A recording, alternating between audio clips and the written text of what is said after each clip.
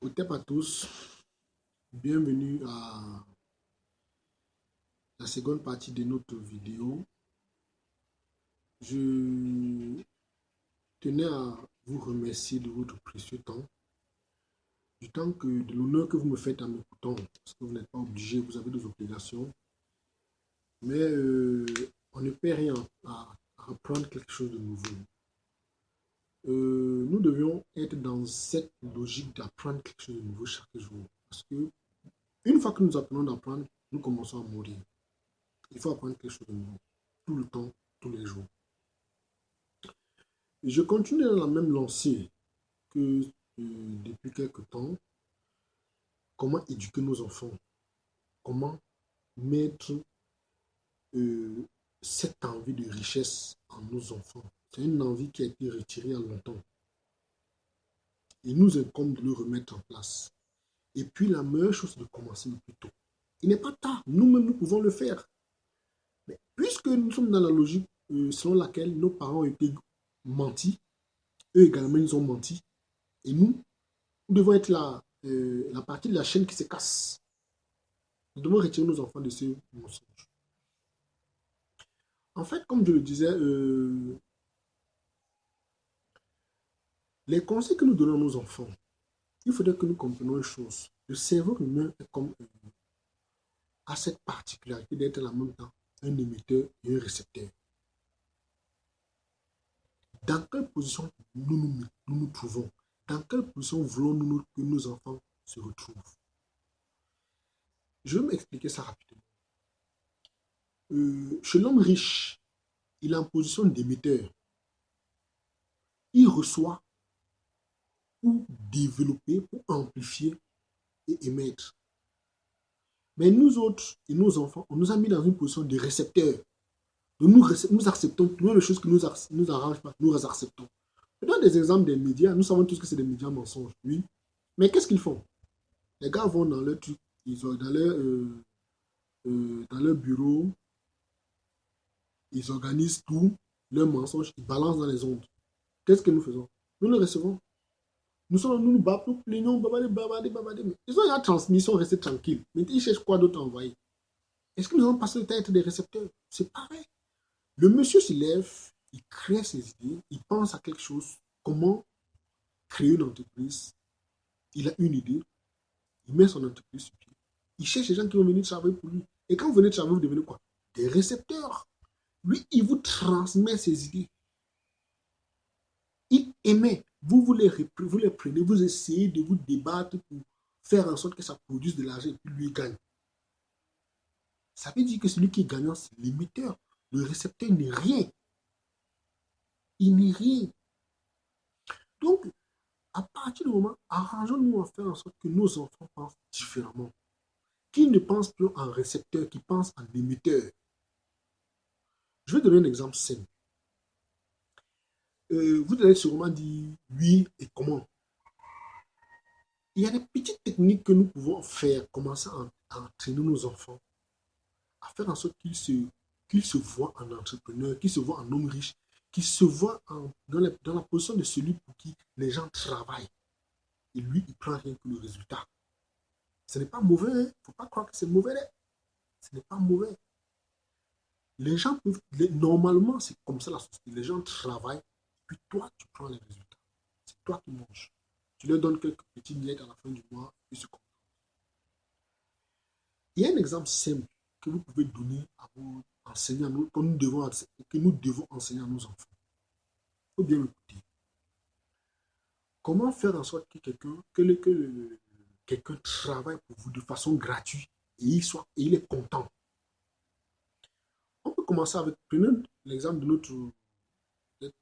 l'un de nos fils, notre fille. Vous pouvez l'acheter soit un poulet, ça dépend, une poule, un chien, un lapin, je ne sais pas qu'on appelle la femelle du lapin. Et puis, faire en sorte que, par exemple, si c'est une chienne, qu'elle mette bas, elle met peut-être quatre petits. Vous dites aux enfants de faire en sorte qu'ils s'occupent de ces chiots. Et vous ne lui donnerez rien pour s'occuper des chiots. Il faut qu'il trouve seul comment s'occuper des chiots. ce que vous pouvez faire, c'est au plus s'occuper de la maman. Lui, bien sûr. Là, vous pouvez lui donner une chose. Vous lui dites, demande-lui d'aller voir ses amis. S'il a par exemple 4 amis, l'un peut s'appeler Paul, Kwame, Kofi ou Mohamed. Il prend chacun de ses enfants, de ses amis, pardon, il l'amène à la maison et il donne le nom de chacun de ses animaux à l'un de ses amis. Il dit par exemple Paul, le chiot rouge taché, le chiot noir tacheté s'appelle Paul. Ça, c'est ton chien. Ça, c'est ton chiot. Paul sera fier d'avoir un petit chiot. Oh, mon chien s'appelle chiot. Il ne lui fait pas cadeau. Il fait la même chose avec tous ses autres amis. Mais une chose est certaine, les choux resteront chez lui. Je vais dire chez vous, en fait. Et qu'il dise à ses amis que, étant donné que ces choux portent leur nom, ça veut dire que c'est leur représentation. Il faudrait que eux, les amis, s'occupent des chiots. Que eux, les amis, donnent à manger aux chiots. Sinon, si le chiot meurt, ça veut dire que lui, il n'est pas un homme compétent. Et comme personne ne veut gâter son nom, personne n'a envie que son nom se gâte. Les enfants seront capables d'aller même à la maison dire à leurs parents, papa, mon ami tel a une chienne qui a mis bas, et puis il m'a donné un chiot, il s'appelle Paul. Ses parents seront même contents. Ils disent, ah bon, oh là là, ça c'est un bon ami, il t'a donné un chiot. Mais il ne comprend pas la stratégie qui est derrière. Quand l'enfant prendra peut-être un morceau de viande au frigo pour aller donner à Paul le chien, ses parents ne se comprennent pas. Ils disent, non, va donner à ton chien, c'est ton chien, va lui donner. Qu'est-ce qui se passe? Ces gens sont en train de nourrir le chiot de votre fils. Les chiots de votre fils. À la fin, les chiots appartiennent à qui? Ça n'appartient pas à ces gens, hein, à ses amis. Ça appartient à votre fils. Au moment où il faudra vendre les chiots, quand ils sont devenus grands, il faudra vendre. Qui vend? C'est votre fils qui vend. Il n'a rien dépensé. C'est les gens qui ont travaillé, venu nourrir. Lui, il a vendu celui qui encaisse l'argent. C'est fini. C'est fini. Ça peut être un poulet. Si vous commencez à éduquer les enfants de la sorte, qu'ils utilisent l'intelligence pour avoir ce qu'ils veulent, qu'ils utilisent leur cerveau pour avoir ce qu'ils veulent. Ça, c'est une technique. Il y a beaucoup de choses. Il y a des gens qui sortent des écoles. Je vois des gens qui sortent de l'école et puis ils vont travailler pour quelqu'un. Tu n'as pas besoin. Parfois, ils font travailler pour des gens qui n'ont même pas leur niveau. Qui n'ont même pas leur niveau. Ok. Dans les séries de conseils que je donnais pour que nous devons donner aux enfants, on a cette petite manie de parfois rester au milieu de nos enfants, bien parfois lorsqu'on veut manger, quand nous sommes à table, de parfois le dire, mon fils, et nous l'avons hérité des églises et des religions. Mon fils, je ne suis pas intéressé par l'argent, je ne suis pas intéressé par l'argent. L'argent m'importe peu. Attends, ça c'est quel héritage qu'on laisse? Qui s'intéresse par l'argent? L'argent m'importe peu. Non, mais c'est une erreur à ne pas commettre. Vous devez plutôt dire à l'enfant, faire comprendre à l'enfant que l'argent c'est le pouvoir. Qu'il comprenne qu'il doit avoir de l'argent pour avoir le pouvoir. C'est ce qui se passe aujourd'hui. Ceux qui ont l'argent, qui leur parle? Qui leur parle? Personne. Mais c'est ceux qui n'en ont pas, qui sont traités dans la boue, qui sont... Si tu veux te mettre à l'abri de problèmes, il faut avoir de l'argent. Il faut avoir de l'argent. C'est tout. Donc, il faut entraîner nos enfants, leur faire comprendre que l'argent, c'est le pouvoir. Tant que nous nous mettons dans la position de non, je ne suis pas intéressé par l'argent, ça m'importe peu. Lui également, il ne va pas s'intéresser parce que même ses parents ne s'intéressaient pas. Et puis, les enfants copient plus par les gestes. Ils copient plus nos gestes, nos faits, les paroles même, les gestes. Mais quand tu n'es pas intéressé, ça veut dire que tu n'as vraiment pas besoin. Tu fais les efforts pour démontrer que tu n'es pas intéressé. Tu fais des efforts pour montrer que tu n'es pas intéressé. Et puis, on a ce conseil également que nous donnons parfois aux enfants. Mon fils, il faut étudier, il faut beaucoup étudier, étudie beaucoup, étudie, tu seras un homme dans la vie, étudie, tu seras un homme. Et puis, quand on parle de cet homme, on parle de l'homme qui qui étudie et puis sort avec un PhD, parce que celui le meilleur, c'est son cerveau, que la personne qui a le cerveau le plus lavé, parce qu'à la fin même, il y a des choses qu'il ne connaît absolument pas, après avoir perdu tout ce temps. Au lieu de lui demander étudier pour être, je sais pas quoi, pour avoir n'importe quelle profession, demandons plutôt à l'enfant d'étudier comment mettre l'argent à son service. Que l'enfant étudie plutôt comment mettre l'argent à son service. Qu'il faut qu'il étudie beaucoup. Dans ce sens, ça passe. Faites en sorte que les enfants soient en contact des gens qui ont réussi, des modèles, des exemples. Au lieu de faire en sorte que l'enfant soit tout le temps avec des gens qui ne pensent à rien, qui ne pensent rien qu'à la pauvreté, qui pensent à longueur de journée, pensent à la pauvreté, et puis on pense que c'est ça l'idéal. Ça, c'est des conneries. Ça, c'est des conneries, des pures conneries. Comme je dis précédemment, il faudrait que nous mettons dans l'esprit de nos enfants que normalement, nous ne devons pas travailler pour avoir de l'argent. Non, non, non. Ça, c'est l'homme riche. L'homme qui veut être riche ne doit pas travailler pour avoir de l'argent. L'argent doit travailler pour lui. Ou les gens vont travailler pour lui. Ou les gens vont travailler pour lui. Comme on l'a dit, l'argent reste une forme de pouvoir. Ça, c'est clair. L'argent est une forme de pouvoir. Mais l'éducation financière est encore plus puissante.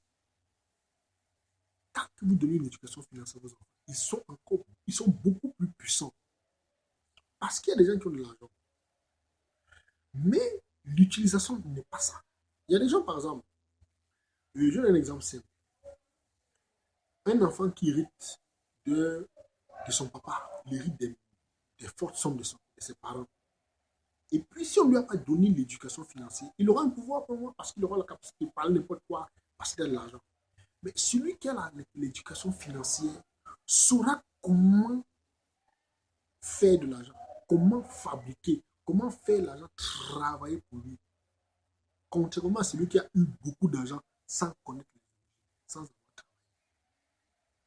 Il faut voir, la plupart des temps, les parents pauvres, on a beaucoup plus de chances de voir un enfant, le fils d'un pauvre devenir pauvre, que de voir le fils d'un riche devenir pauvre.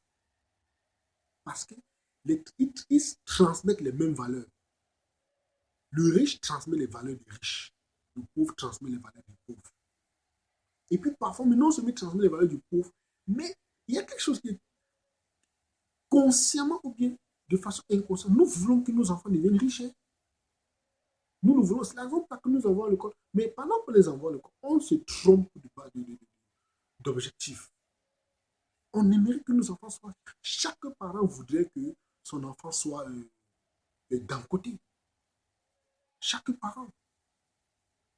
Mais puisque nous n'avons pas la maîtrise, nous ne savons pas le chemin, nous ne savons pas comment nous s'y prendre, on les induit en erreur, dans le mauvais chemin. Vous pensez qu'à un moment, les d'un côté n'est pas contente de savoir que son fils, elle est fière. Elle est fière d'elle.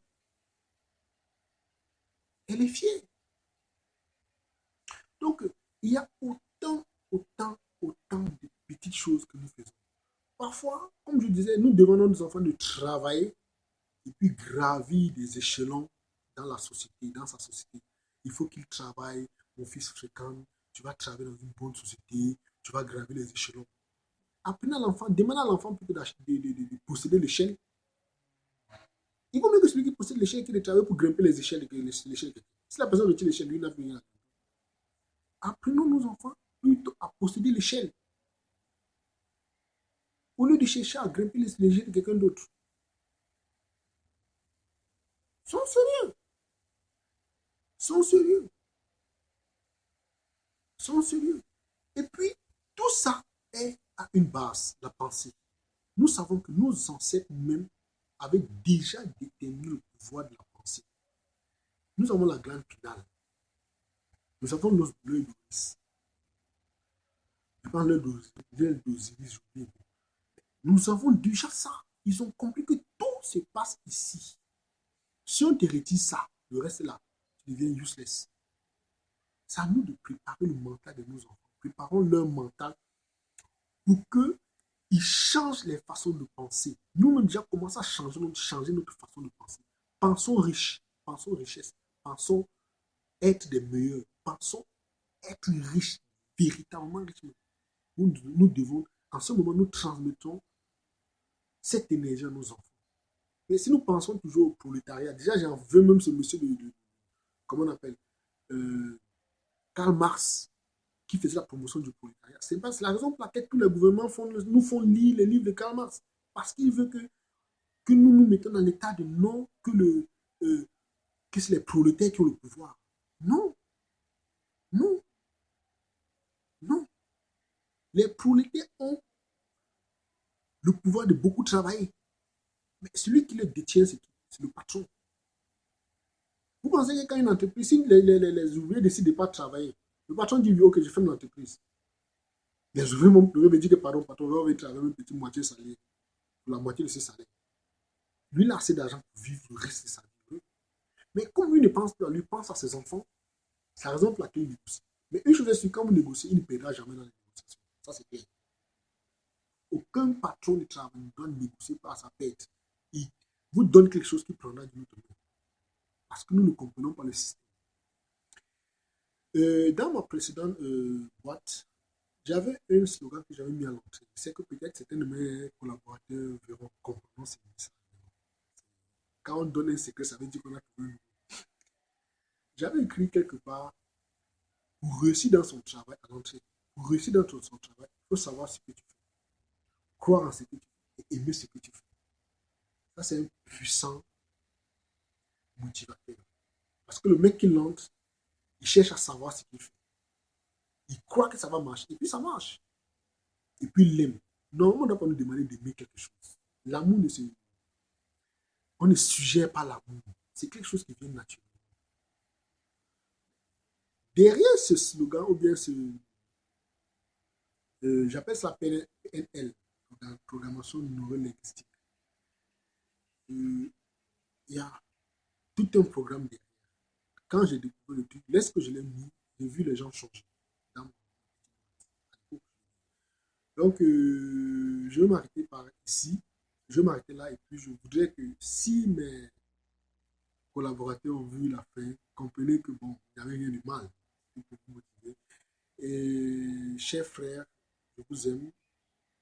Pensons positif, changeons notre manière de penser. Au thème à tous.